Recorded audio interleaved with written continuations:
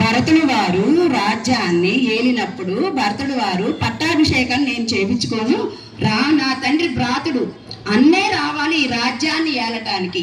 సుభిక్షంగా ఉండాలంటే అన్నే రావాలి. మన రాజ్యంలో ఎవరికైనా దుఃఖం వస్తే దానేడిసిద్ది మనకెందుకు అనుకుంటారు. కానీ రామరాజ్యంలో ఎవరికైనా దుఃఖము వస్తుంది అంటే దశరథ మహారాజు వాళ్ళ సైన్యం కన్నా ముందే వెళ్ళి రాముల వారు పరామర్శిస్తారట.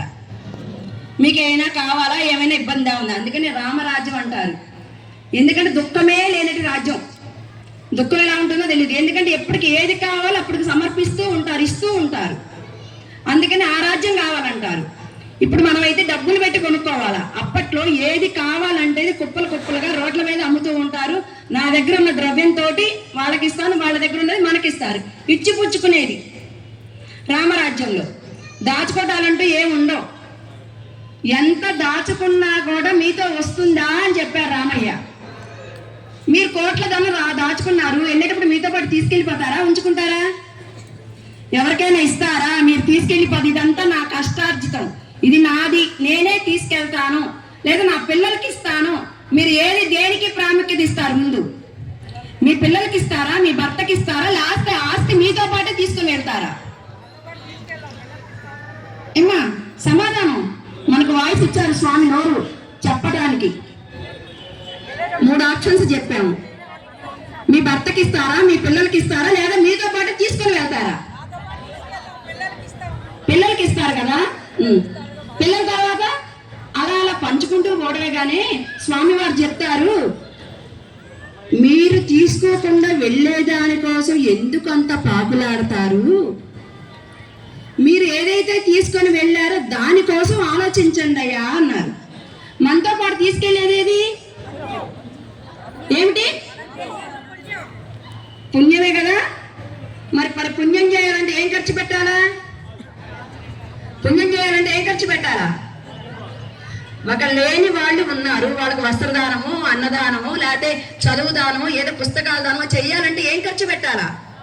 వాళ్ళందరికీ ఏం ఖర్చు పెట్టాలమ్మా? మీరు వాళ్ళకి ఒక పుస్తకాలు ఇవ్వాలనుకుంటారు, ఒక చీర ఇవ్వాలనుకుంటారు, ఇంకేదైనా వస్తువు ఇవ్వాలనుకుంటారు. లేని వాళ్ళకి మీరు ఏం ఖర్చు పెట్టారు? ఏం పెట్టిస్తారు వాటిని? డబ్బులతోనే కొనిచ్చేది. మరి డబ్బులు మీతో పాటు వస్తున్నాయా? మరి ఇక్కడ పెంచి పెడితే మీ తర్వాత కూడా పూల పాటై మిమ్మల్ని అవతల ఒడ్డుకు దారిచ్చేదే పుణ్య మార్గం. ఆ పుణ్య మార్గం కావాలంటే ధనము ఖర్చు పెట్టాలా. ధనము కావాలంటే ఎవరి దగ్గర ఉంటుంది? మీటి పక్కన ఉంటుందా? ఎవరింట్లో ఉంటుంది ధనం? ఎవరు కష్టపడి సంపాదిస్తారో వాళ్ళ దగ్గర లక్ష్మీదేవి స్థిర వినాశమై ఉంటుంది, స్థిర నివాసమై ఉంటుంది అమ్మవారు.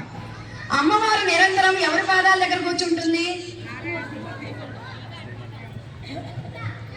ఎవరి పాదాల దగ్గర కూర్చుంటుంది అమ్మవారు? నాకు సరిగ్గా పడలా. నారాయణేనా, నారదుల వారా? మన నారాయణ పాదాల ముందే లక్ష్మీదేవి నిరంతరము సేవలు చేస్తూ ఉంటుంది. మీరు రోజు కూడా మీ భర్త సేవ చేస్తున్నారా? అన్నవన్న పెద్దలు ఎక్కువ లేదంతా దేనికంటారా? భర్త సేవ రోజు పతిదేవుడికి పాత నమస్కారం ఎంతమంది చేస్తున్నారు? చేతులు ఎత్తండి. 2. ఇంతమందిలో 2 భర్త సేవ చేస్తున్నారా? ఇక నుంచి రోజు కూడా పతిదేవో భవాని భర్త కాళ్ళకి నమస్కారం చేయాల. ఎవరి కాళ్ళకి? పిల్లలకి మీరు చేయగల వాళ్ళే మీరు చేస్తారు. పిల్లలకు కూడా నేర్పాలి. మీరంటూ మీ భర్త కాళ్ళకి మీరు నమస్కారం చేసుకుంటే తల్లిదండ్రిని సేవించాలా, పూజించాలనే వాళ్ళకు కూడా తెలుస్తుంది. ఇప్పుడు పిల్లలకి చెప్పినా చూపించినా మనమే చెప్పాలా, మనమే చూపించాలా. మనం చేస్తూ ఉంటేనే కదా వాళ్ళకు కూడా అప్పేది. చినిపోయిన గుడ్డలు మనం వేసుకొని మంచి వేసుకోరండి, వాళ్ళు ఎట్టేసుకుంటే పని అవే కదా. మోకాలు కదా, మోచేతులు కదా చినిపోయి మనం వేసుకుంటున్నాము. మీరు మంచి వేసుకోమంటే వేసుకుంటారా? నువ్వు సవ్యంగా ఉండు, తర్వాత నేను వేసుకుంటాను అంటారు.